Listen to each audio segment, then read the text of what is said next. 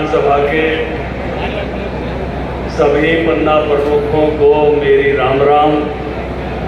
ये पन्ना प्रमुख की राम राम है, ये पन्ना प्रमुख का सत श्री अकाल है, क्योंकि मैं भी पन्ना प्रमुख हूँ और आप भी पन्ना। मैंने कहा कि मैं इलाहाबाद जरूर आऊँगा, क्योंकि हरियाणा में अगर मैं ये कहूँ, भारतीय जनता पार्टी का 90 विधानसभाओं में सबसे ठाड़ा, सबसे तगड़ा कार्यकर्ता कहीं का है तो इलाहाबाद का है।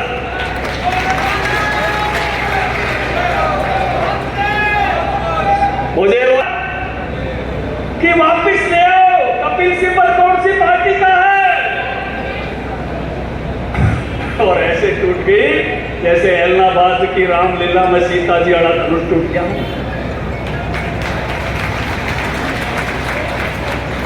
कौन सी पार्टी थी जिसने इतने दिनों तक भगवान राम को बाबरी मस्जिद में बैठाए रखा? नाम तो ले लो, शर्माओ मत में। कौन सी पार्टी थी जिसने राम जी को टेंट में बैठाए रखा? कौन सी पार्टी थी जिसने 2 दर्जन से ज्यादा वकील राम मंदिर नहीं बने इसके लिए खड़े किए थे? और अब हमने जब कहा था राम लला हम आएंगे, मंदिर वहीं बनाएंगे, सौगंध राम की खाते हैं और मंदिर वहीं बनाएंगे। अब याची देही याची डोला, इसी शरीर से, इसी आंखों से हम जनवरी के महीने में उसका उद्घाटन होता हुआ देखेंगे। क्या मैंने प्रारंभ में कहा कि करतारपुर साहिब का गलियारा अभी बना, मोदी के टाइम में बना, क्या इनके टाइम में नहीं बन सकता था? क्या ये नहीं जुड़वा सकते थे? देश ने बड़ा, मैं एक आदमी को बहुत याद किया, नेताजी सुभाष चंद्र बोस। नेताजी सुभाष चंद्र बोस के साथ इस देश के सैनिक लड़े, 26,000 सैनिक बलिदान हुए, 2915 उसमें हरियाणा के थे, 450 हरियाणा के सैनिक और अफसर बलिदान हुए, 450 गायब हो गए, कभी घर नहीं आए, उनको भी बलिदान मानना चाहिए।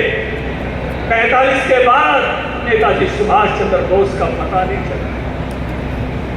एक महापुरुष जिसका हम जन्मदिन तो मना सकते हैं 23 जनवरी, पुण्यतिथि नहीं मना सकते, क्योंकि जो कहानी बनाई कि जहाज गिर गया और नेताजी चल बसे, उस दिन कोई जहाज पड़ा ही नहीं, इसलिए देश नेताजी की पुण्यतिथि नहीं मना सकता।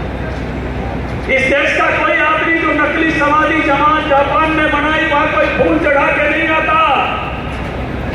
कवियों ने रागनी बनाई कि अंग्रेज भी चले गए, आजादी भी आ गई, लेकिन आजाद हिंद फौज का नायक नहीं आया, आजाद हिंद फौज का सर्वोच्च सेनापति नहीं आया। ये रागनी यहाँ गाएगी। लेकिन जो कदर कांग्रेस पार्टी ने सुभाष की करनी थी की नहीं। जहां सुभाष ने 30 दिसंबर 1943 अंडमान निकोबार द्वीप समूह उसको आजाद कराया था, सेलुलर जेल तोड़ी थी और वहां पहला तिरंगा किसी ने फहराया था तो 30 दिसंबर 1943 को नेताजी सुभाष चंद्र ने फहराया था। 29 देशों के राष्ट्राध्यक्ष पीछे पीछे और गांधी की समाधि पर 3 तरफ हमने खड़े होते। कितने गौरव के पल हमको इस 9 साल में मिले। कुछ मुल्क थे जो कहते थे चांद पे चला गया, रूस चला गया, अमेरिका चला गया, चीन चला गया, भारत अमेरिका पे गया और वहां गया जहां तक अब तक कोई नहीं गया था। चंद्रयान को हमने वहां उतारे, आदित्य अल्वन को हमने सूर्य की तरफ जाते हुए देखा, G20 की अध्यक्षता करते हुए मोदी को देखा, हमने सुनीता दुग्गल जी को बहनों के लिए 33% आरक्षण के लिए बटन दबाते हुए देखा।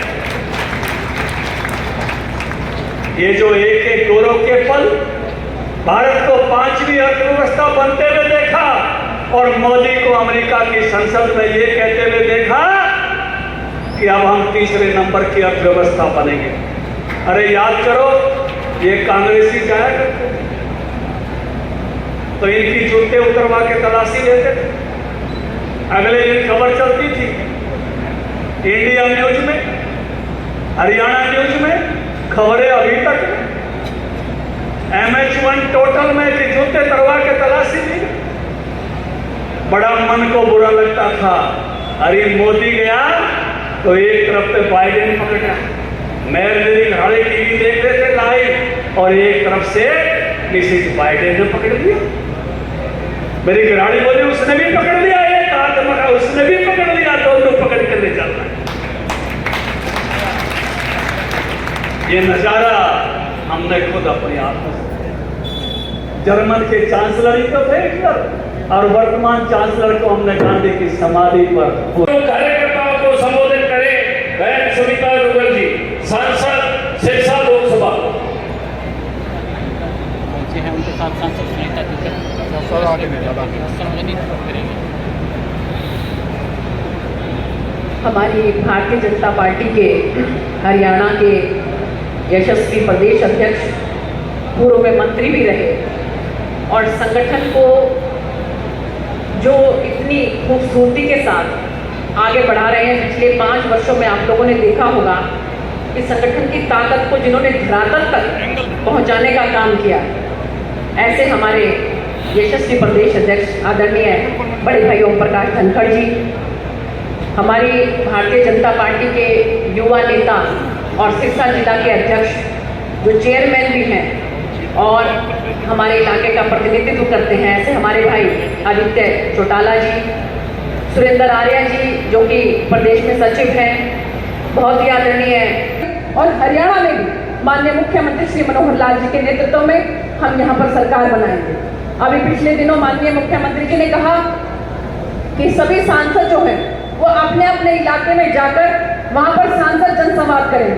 तो मुझे बड़ी खुशी है इस बात की कि अभी तक हम लोग जो हैं वो अभी तक जो कल हमने किया वो कालावाली जो विधानसभा है उसके 5 गांव कवर करके हमने वहाँ पर जनसंवाद कार्यक्रम किए, और इससे पहले सोमवार को हमने सिरसा जो विधानसभा है उसके 5 गांव का दौरा करके वहाँ पर सांसद जनसंवाद का कार्यक्रम किए, और आज जो है वो ऐलनाबाद के कार्यक्रम में, लेकिन क्योंकि माननीय हमारे प्रदेश अध्यक्ष जी ने आना था और आप सब लोगों का भी दर्शन मुझे करना था, इसलिए 5 कार्यक्रम में से 2 कार्यक्रम हमने स्थगित कर दिए हैं, वो आने वाले समय में हम करेंगे। और बाकी जो है 3 कार्यक्रम जो हैं वो इस कार्यक्रम के बाद वो वैसे ही चलेंगे जैसे कि हमने पहले आपको बताया है। और इसी कड़ी में रानिया का जो कार्यक्रम है, क्योंकि हमारा संगठन है और आने वाले समय में मध्य प्रदेश में, राजस्थान में चुनाव होने वाले हैं, तो वहां पर जिम्मेवारी लगी कि आपको जो राजस्थान में अलवर जो देहात जिला है उसकी 5 विधानसभाओं का प्रभार सौंपा जाता है। तो उसी के चलते हमने जयपुर में जाना पड़ा, इसलिए जो रानिया विधानसभा के कार्यक्रम थे उनको भी हमें स्थगित करना पड़ा। लेकिन आप विश्वास रखिए कि माननीय मुख्यमंत्री जी ने जो जिम्मेवारी दी है कि सभी सांसद जनसंवाद कार्यक्रम करेंगे, तो आने वाले समय में रानिया के 5 गांव जो हैं, इसके साथ साथ जो 2 गांव आज हमारे यहाँ के जो रह गए हैं अपने ऐलनाबाद विधानसभा के, वो भी आने वाले समय में हम जल्द करेंगे। और इसके साथ साथ आप लोग जो सहयोग करते हो, आप लोगों का मैं तहे दिल से धन्यवाद करती हूँ कि लोकसभा में भी जिस तरह से ऐलनाबाद के लोगों ने यहाँ पर भारी मतों के साथ, मुझे लगता है कि शायद जहाँ तक मुझे याद पड़ता है 38,000 के से भी ज्यादा के वोटों से यहाँ पर मुझे जिताकर जो है वो बड़ी पंचायत के अंदर भेजा, और आप लोगों की आवाज को मैं ठीक तरीके से बुलंद कर सकूं लोकसभा के अंदर, ये मेरी कोशिश रहती है। इसके साथ साथ मेरी कोशिश ये भी रहती है कि उस इलाके के अंदर अगर रेलवे से रिलेटेड कोई भी काम है, अभी पिछले दिनों भी हमने ऐलनाबाद में यहाँ पर एक ट्रेन रुकवाने का काम किया जो कि लंबी दूरी की रामेश्वरम वाली जो ट्रेन थी, और भी जो भी काम हमारे इलाके के होंगे, आप लोगों के जो केंद्र सरकार के हैं, वो मैं पुरजोर तरीके से करूंगी, किसी भी तरह की कोई कमी नहीं आने दूंगी। अभी पिछले दिनों हमारी बहनें जो हैं, क्योंकि जो हमारे माननीय प्रधानमंत्री जी ने जो महिला आरक्षण बिल हम लेकर आए, पहले की सरकारें केवल जो है बहलाती फुसलाती रही, लेकिन 27 साल तक कोई इस बिल को पास नहीं कर सका। तो इस कानून को, हमारी बेटियों को, हमारी बहनों को आगे बढ़ाने के लिए माननीय प्रधानमंत्री जी जो महिला आरक्षण बिल लेकर आए, उसी कड़ी में हमारे ऐलनाबाद की भी, पूरे सिरसा, हमारी लोकसभा की, हमारे फतेहाबाद जिले की भी और सिरसा जिले की भी सभी के सभी जितनी हमारी बहनें थी वो सब की सब लोकसभा देखने के लिए वहाँ पर हमारे दिल्ली में दिल्ली में पहुंची। तो वहाँ पर मैंने पूरी कोशिश करके उनकी लोकसभा भी दिखाई और अपने घर में भी उनको बुलाकर और उनसे मुलाकात की। तो मैं आप सबका धन्यवाद करती हूँ कि आप सब लोगों का जो सहयोग बना हुआ है, इस सहयोग को आप आगे भी ऐसे ही बनाए रखेंगे, क्योंकि अगर आप ताकतवर होंगे तो हम ताकतवर होंगे, अगर आप ताकतवर नहीं होंगे तो हम भी ताकतवर नहीं हो पाएंगे। कोई भी नेता तभी बनता है जब उसके पास 4 लोग खड़े होते हैं। आप जैसे इतनी भारी संख्या में पन्ना प्रमुख सम्मेलन के अंदर जो आए हैं, तो मैं आपका तहे दिल से धन्यवाद करती हूँ और उम्मीद करती हूँ कि आने वाले समय में भी इसी मेहनत के साथ आप काम करेंगे।